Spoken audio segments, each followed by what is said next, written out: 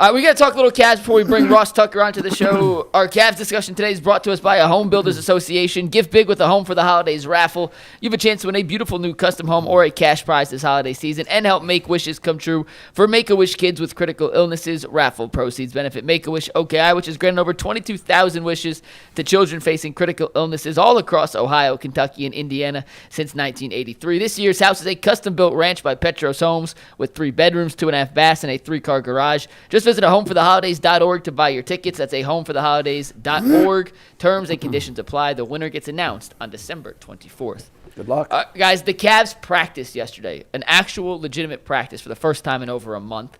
And after practice, Kenny Atkinson, DeAndre Hunter, and company revealed some interesting information. DeAndre Hunter said that the Cavs had a film session where Kenny basically chewed them all out. These are 2 quotes from DeAndre Hunter from yesterday's media availability. Hunter said, quote, "He, being Kenny Atkinson, just called us out. He broke down exactly what we needed to do, exactly what we haven't been good at, and we watched it as a whole team. It's not the easiest thing to see when you're not doing well, but we saw a lot of that." He went on to say that it's your own accountability. You can't blame anyone else. Can't say you weren't in a rhythm or you aren't making shots or anything like that. If you just watch the film and see yourself and you're getting cut back door, you're getting beat in transition, that's on you. We saw that and we're taking accountability. It helps every single player because we saw it, so it's hard to deny it. Kenny was then asked about the film session. Kenny went on to say, "It was uncomfortable. We're not enjoying it. We're on edge. We're competitors. This isn't fun. Wasn't fun in the sense of the film session because it was uncomfortable. Practice is uncomfortable. Everyone wants that joy. That joy comes back when you start improving and turning a corner as far as what we want as our team to go." The players also said that afterwards, they held a players-only meeting to address what they saw in the film session, to hash out any final things that were lingering over after, as Kenny called it, an uncomfortable film session. Dustin, Jay, Bull, is this the kind of spark, maybe, for lack of a better word, the Cavs need at 14 and 11 to reignite their season? I was going to ask you, Mike, to put a circle around the calendar. Put a circle around December 10th. And let's do this. Let's give them a second chance to make a first impression this year. And here's why I say that. Playing competitive sports my whole life, Dustin, you did. Bull, you were involved in sports. The hardest thing for an athlete to do is to really self-inspect, to really do it. Because most of us, because we're men and we believe we're good at what we do, we all have egos. The hardest thing to do for a human being, not just an athlete, is to sit across from someone and have them break you down. We talked about Chad Ochocinco in the last segment. We did a show where Chad was becoming an antagonist to Skip while he was still playing. And Ocho, on one of his visits on the show, said, "I'll debate you anywhere, anytime." Skip said, "Fine, we'll come to Cincinnati." So in the middle of a week, I couldn't believe that the Bengals agreed to do this. They cleared out the Bengals locker room, and they turned it into a television studio. We had 30 people, cameras, audio, directors, producers. We did our 2-hour show live from Cincinnati in their locker room. Me, Skip, and Stephen A. We started the show and we agreed on this, and Ocho told me before the show, I'm good with that.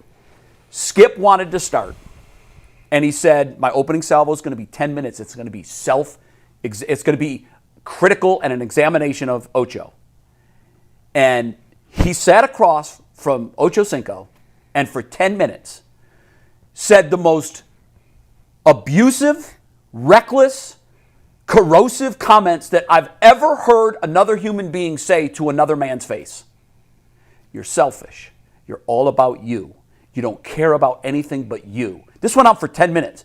Right hand to God. It's on the internet. You can look it up. Ocho was brought to tears.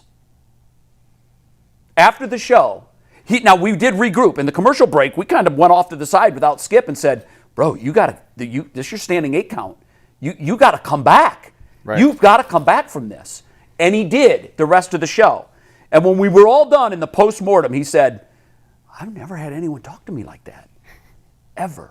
Not a friend, not a parent, not a coach, not a teammate, ever. And it was hard to hear. And I bring that up now because I love the way the Cavs respond. And it wasn't just Hunter. Other players talked. Other players talked too. We ran it yesterday on Channel 3. Players talked. The other guys that commented, this is what you want. This is how you want a champion to respond. You want a champion to absorb it, to listen to it, and to say, wow, this might be true. I need to self-examine. And the reason I say circle December 10th on the calendar, I did some research yesterday. As we stood yesterday on December 9th, the Cavaliers were 14-11. Last year at this point, they were 21-4. The more remarkable stat that I found was they've lost their 11th game on December 7th, I think. Last year, they did not lose their 11th game until March 16th. Wow. They're 3 months behind where they were last year. And this event needed to happen. And I'm really glad that it happened. And I'm really glad the way the team took the criticism. Now, you know what the saying is, don't tell me who you are, show me. So I want to see what they do from December 10th for the next 25 games. Are they better than 14-11? I hope they're closer to the 21-4 team that we saw last year. I mean, there's two ways this could go. I mean, this could be a huge positive that we point back to this date and say this is the moment where these guys got their stuff together. Right. Or it could be one of these things where, you know, everyone's clapping for Jerry Maguire after he gave him the mission statement. But no one follows him. But no one followed him. Yeah, that's a good point. So it can go one of two ways with it. You can be the Jerry Maguire thing and he takes his goldfish and everyone claps him on the way out and they say, right, can you believe that? Yeah. So if these guys are saying the right things, but then behind the scenes you're like, man, Kenny's full of, you know what? Yeah, that's why I said, don't tell me, show me. So we'll find out how they respond. We will. The only thing about marking the calendar today is that the Cavs' next 6 games are against the 4 worst teams in the NBA. Okay, but Bull, they've been losing to sub-500 teams the last week. I'm talking about the worst teams in the NBA. I get that, and that's fine. Like, look who they're playing here.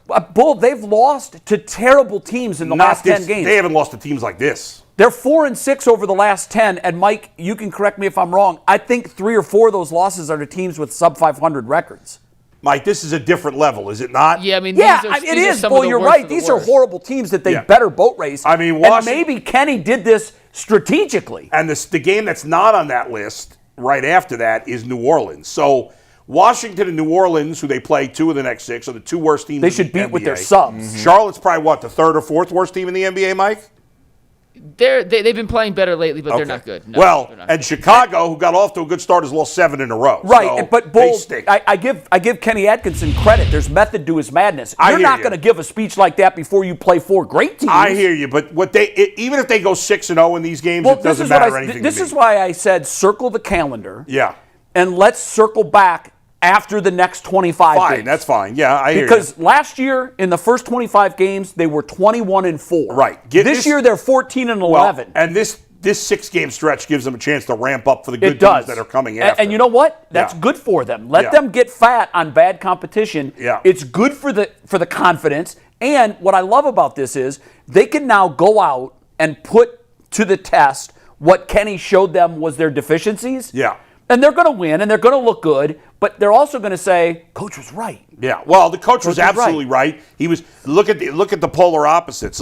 Last year we got reports that Kevin Stefanski was afraid to call out bad plays by Deshaun Watson. We did hear in that. film study. Meanwhile, the coach of the Cavs, a franchise that's been successful, or some level successful, certainly a lot more than the Browns, is calling players out, including the best players. Second-year coach. Right, and guys are, or at least seem publicly to be embracing this fair criticism, because I always think as a player, if you think, I know as when I was in radio, and Dustin may laugh at this because he's used to watching me have fights with program directors, but I always thought if the program director of the radio station, if I thought he believed in me, then I was willing to listen to criticism. Oh, really? You know what I'm saying? Like, if that guy was on, if I felt he was on my side, then I'm open to criticism. Okay. That's fair. That's interesting. But if you're just criticizing to be a jerk, I don't care. Like, if some random fan that hates me says you should do this, and I don't care what you have to say. Yeah, that's interesting. I think I was a little different. I can think back to like my wrestling coach. Yeah. Who I never doubted that he was on my side, but my God, I just felt like he was overly hard and critical on me, and I hated a lot of my time under him. But about 10 years ago, I was lucky enough to be elected into my high school Hall of Fame, and I was put in as baseball and wrestler. And they came to me, and it was the most difficult question I'd ever been asked. It's like picking between parents. They said, which coach do you want to induct you? Yeah. And I'm like, oh my God, I love my baseball. My baseball coach was my biggest advocate. My wrestling coach was harder on me. But then I asked this question, which made me a better person? Which had more to do with the person that I've ultimately became? It was no question my wrestling coach, because he taught me through adversity. He showed me where my strength really was. Right, but and that's where it was. But then and so I said, I want him to put me But in. he wanted you to succeed. He did, but like I in my TV career early on, I had a boss who used to chastise me. I had a bad habit when I would be live in the field. I would have scripts in front of me, and I was constantly looking down at them. And he goes, "What is this? What is this? Your Hazard, Kentucky? Is this your first market? You don't need your scripts. Throw them away." And I thought he liked me, but I mean, that was the best criticism I was ever given in my business, because you know what I did after that? I think you can. Done. If you have the self-awareness to be able to, and I tell this to my daughter all the time because she plays tennis and she has multiple coaches.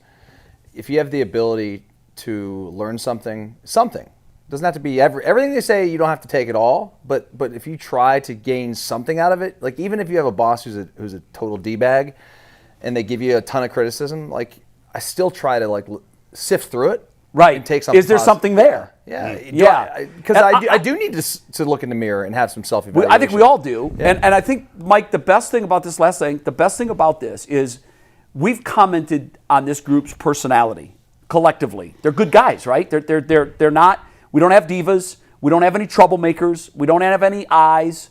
They're all good guys. I genuinely believe that they are going to rally around this. They are going to become a much better basketball team than what we've seen so far, because quite frankly, 14-11 is, I don't want to call it an abomination. It's a disaster. It has been, disaster is a fine word. When you're 21-4 the previous year, and all you talk about after you get bounced from the offseason was how pissed off you were and how we're going to show everybody, and you show up at the party 14-11, like, it's not been good. And they needed this, and I can't wait to see what they do in the next 25 games.